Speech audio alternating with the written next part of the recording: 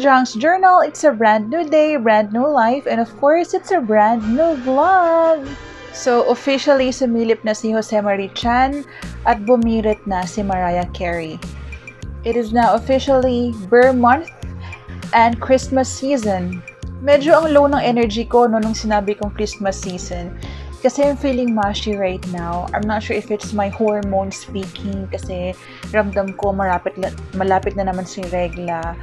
So, medyo nalulungkot ako na Christmas season tapos ang layo ng mga kapatid ko. I miss them so much. Masaya kami sa piling ng mga kanya-kanya naming pamilya, sariling pamilya ngayon. Pero nakakamiss kasi, lalo na ngayon, Sunday, usually kakain kami kahit sa bahay lang, magluluto, magbo-barbecue, mag-video okay, mag-iinom sila. So, ganun, nakakamiss lang yung bonding namin. Tapos magkukwentuhan, magtatawanan, ang ingay-ingay, si Marcus ang likot-likot. Wala lang, I really miss them. Sana this coming birthday ko and Christmas, magawa ng paraan na magkakasama kami. Kasi sobrang miss ko na sila. Anyway, so much for that. For today's video, we're going to do another product review.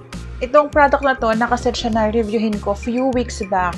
Pero something happened and I decided na unahin yung self-appreciation vlog ko. At kung gusto niyo mapanood yung vlog na yon, nasa description box. Check nyo lang. So, eto na nga. What we have here is this one. This is DW Whitening Papaya Lotion. Ayan, tingnan nyo lang mabuti yung packaging nila. So, what's in the bottle or in the packaging? Isa-isahin natin yan. So, sabi nila, whitening lotion, DW Timeless Staying Beautiful. Oh. Tapos, papaya lotion. Tapos, nakalagay dito, Naturals Whitening Times 2. Glutathione with papaya extract. Net 300 ml. So, basahin natin ng mabilisan yung ingredients niya. Aqua, Paraffinum, Liquidum, Glycerin, Isopropyl. And it says here, manufactured for DW Group Corp. Tapos, nakalagay dito yung item number, net content, expiry date, 9/6/2026. Tapos, ayan, meron dito yung barcode. Tinry ko siyang i-scan kanina. Pero, barcode, sorry, this is QR code pala. Tinry ko siyang i-scan kanina, pero hindi siya nag-work. I don't know kung may mali akong ginagawa or may something sa QR code ito. Pero, walang lumalabas. Hindi siya gumana sa akin. So, what are the claims of this brand? Alright, basahin din natin yan. Sabi dito, New Edition Moist Whitening Times 2 Lotions Concentrated Formula nourishes and protects skin from harmful effects of UV rays from sunlight, giving you a fair and radiant skin. Papaya extract contains vitamin C and E, which provides nutrition, whitens the skin, and improves dry and dull skin color. Papaya whitening lotion has high skin whitening and brightening functions. It can remove dark pigments, even skin tone, supply essential nutrition to skin, and make skin keep moisture, white, and smooth all day long. Nalaman ko yung product na to sa friend ko. Bale, nung team building namin nung June, may dala siyang ganito, tapos tinry namin. So, pagkatapos ko siyang matry, sabi ko parang interesting naman yung product. So, pumunta ako sa TikTok account niya, tapos nag-purchase ako sa link niya, sa yellow basket niya. I have been using this one since June. So, medyo matagal-tagal na rin, like 2 months or running 3 months na, diba? Kasi September na. So, tara, pakita ko sa inyo kung ano yung laman niya. Actually, sana meron pa akong makuha kasi sobrang gamit ko na siya. As in, everyday ko itong ginagamit. Sobrang gaan niya na sa totoo lang. So, sana may mapump pa. So, papakita ko sa inyo. Ayan, mag-pump lang. O, diba? Wala nang lumalabas. So, dahil wala nang lumalabas, ang ginagawa ko dyan, binubuksan ko na lang ito. Tapos, ito siya. Mabango siya guys. Amoy siyang papaya talaga. Tapos, kahit nag-apply na ako kanina pagkatapos ko maligo, papakita ko pa rin sa inyo yung itsura niya kapag in-apply. So, maglagay tayo ng konting-konti. Ang bango. Look! Ayan. Ganyan siya kapag in-apply. It's smooth. At mabango nga siya. Grabe, super paubos na siya. Buti na lang no, nagkaroon na ako ng time na i-review siya bago tuluyang maubos. So, wag na tayo magpatumpik-tumpik pa. What are the things that I like about this product? First is super affordable. Nung time na to, nabili ko lang siya ng 125 pesos. At dalawa to. Sa 125 pesos na yun, ang makukuha mo ay ang nakuha ko ay isang ganito, yung papaya lotion, at isang DW product na lotion din, pero yung milk lotion nila. Hindi ko mapapakita sa vlog yung isang lotion, pero andito lang yung somewhere sa bahay. Tinabi ko kasi. Pero hindi pa yun nagagamit, hindi ko pa yun nabubuksan kasi ito yung gusto ko muna itry ng sunod-sunod para maging accurate yung review ko. So far, ayan, malapit na siyang maubos. So, next, it smells good. It smells like a real papaya. Kung papaya lover kayo na fruit, magugustuhan nyo to kasi legit na legit yung amoy niya.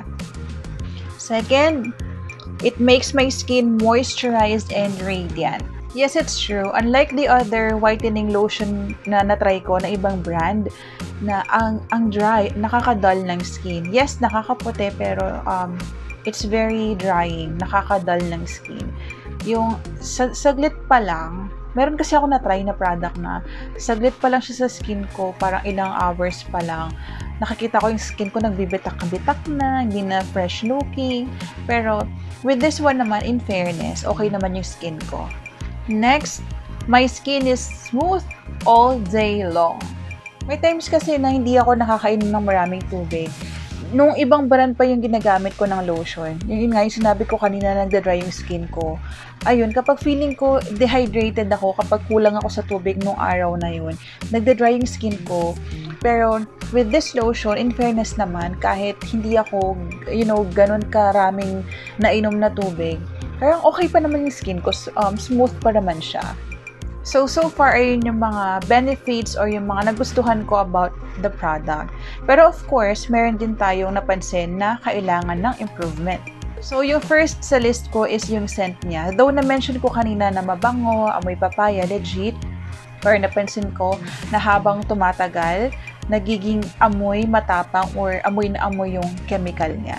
Hindi ko alam kung paano naging ganon or kung sa pang-amoy ko lang ba yun. Pero ayun kasi yung napapansin ko na kapag matagal mo na siyang inaamoy, mararamdaman mo na yung chemical. So, if they can just do something about it, yung bawasan yung chemical content or whatever, basta parang hindi siya maging ganon katapang, ayun, mas magiging okay yung quality ng product. Next naman, so kiniklaim nila na high skin whitening and brightening functions daw. Sa akin naman, ang masasabi ko lang, sa almost 3 months ko na ginagamit to, hindi naman ako pumuti ng ganun na katulad ng kiniklaim nila. Siguro depende rin talaga sa pangangatawan kasi iba-iba na. I know sa bawat product na ginagamit natin, iba-iba yung effect sa skin or sa katawan ng tao. But with this one, ayun nga, sinasabi nila na high skin whitening, whatever, sa akin, hindi. Pero for me, hindi naman siya ganun nakaka-bother. Kasi hindi ko naman ina-achieve yung maging sobrang maputi, yung as in maging snow white, ganyan. Gusto ko lang yung maging moisturized yung skin ko, yung maging smooth, yung malambot. Pero sa whitening, okay na ako hindi ako masyadong maputi, hindi ako maitim. And I think okay lang to. Pero ayun nga, dahil kiniklaim nila na mataas yung whitening content nila, baka maraming mag-expect. So, ayun, bago nyo i-try, at least alam nyo na. Next, and this is the most important thing for me, is yung SPF content. Wala akong nakitang nakalagay dito kung meron silang SPF content. wala eh. Or kung meron man, hindi nakalagay dito.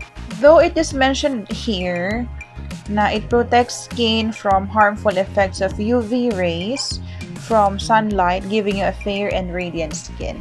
So, ayun naman yung function ng SPF, diba? Yung ma-protect yung skin natin sa mga UV rays. So, I'm just not sure kung hindi lang nila nilagay sa packaging yung SPF content or wala talagang SPF content. Mas makakabuti kung aside sa whitening, meron din silang SPF content. So, ayun, napakabilis na product review dahil ayun lang naman yung mga importanteng gusto kong ipaalam sa inyo about this product. So, kung na-curious kayo at gusto nyong itry itong product na to, ilalagay ko yung TikTok account ko, yung yellow basket where you can check this product out. So, yes, opo, TikTok affiliate din po ako. Maliit na channel, maliit na profile. Pero diba, nothing is small if it's supported by many. So, ayun lang for today's vlog. Sana meron kayong natutunan. And if you have questions about the product, leave it in the comment section down below. And of course, before I officially end the vlog, I want to let you know that you are enough and beautiful the way you are. Thank you for watching Jang's Journal. I'll see you again next time. Bye! Good night!